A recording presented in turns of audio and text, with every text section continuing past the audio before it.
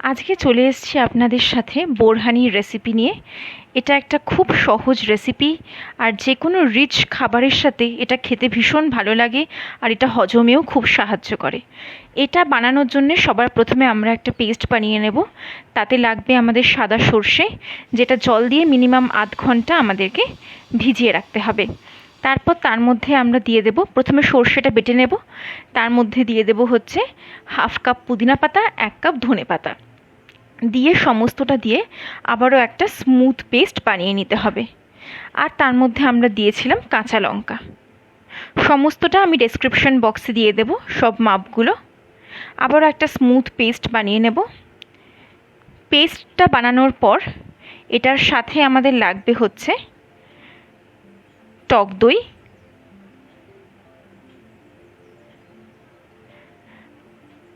Paste যেটা বানিয়ে রেখেছি স্মুথ পেস্ট, তার সাথে লাগবে হচ্ছে গোলমরিচের গুঁড়ো, স্বাদ মতো চিনি, বিট লবণ আর নর্মাল লবণ, আর নেব ভাজা জিরে।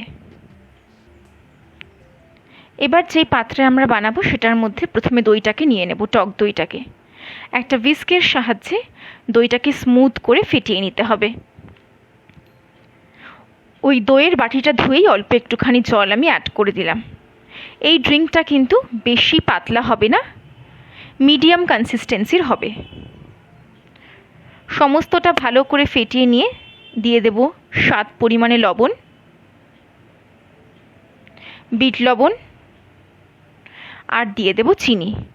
এই ড্রিঙ্কটা কিন্তু বেশি মিষ্টিও হবে না, নুন আর টকটাকে ব্যালেন্স করার জন্য যতটুকু চিনি লাগবে অতটুকুই দেবেন।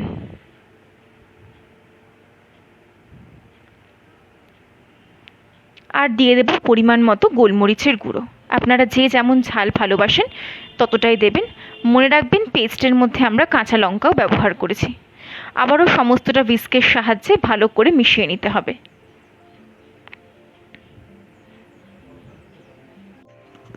ভালো করে মিশিয়ে নেওয়ার পর তাতে দিয়ে দেব ভাজা জিরে গুঁড়ো। এটা আপনারা অবশ্যই দেবেন, এতে একটা খুব সুন্দর ফ্লেভার আসবে। আবারও সমস্তটা ভালো করে হুইস্কের সাহায্যে নেড়ে নিয়ে মিশিয়ে নেব। এবার দিয়ে দেব করে রাখা পেস্টটা।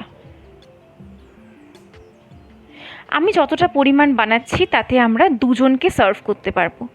আপনারা আপনাদের অনুযায়ী, লোকজন অনুযায়ী কোয়ান্টিটিগুলোকে কম বেশি করে নিতে পারবেন।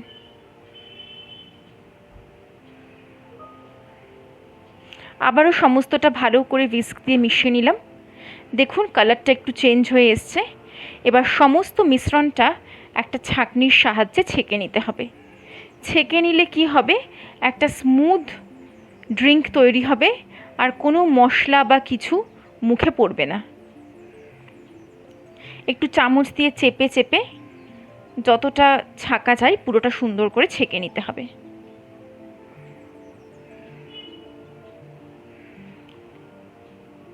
এবার বাকি যে রেসিডিউটা আছে ওটাকে আমরা ফেলে দেব।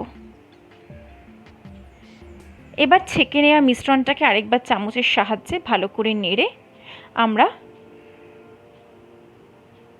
বোলে অ্যাড করে দেব। এটাকে আপনারা ফ্রিজে রেখে চিল করে পরিবেশন করবেন। এটা চিল্লি সবথেকে ভালো লাগে খেতে।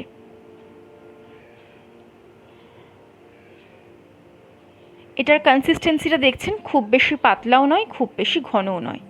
এবার আমরা গ্লাসের মধ্যে সার্ভ করে দেব। আপনারা এটা আগের থেকে বানিয়ে ফ্রিজে রেখে দিতে পারেন, আর খাবার টাইমে ফ্রিজ থেকে বের করে সার্ভ করতে পারেন।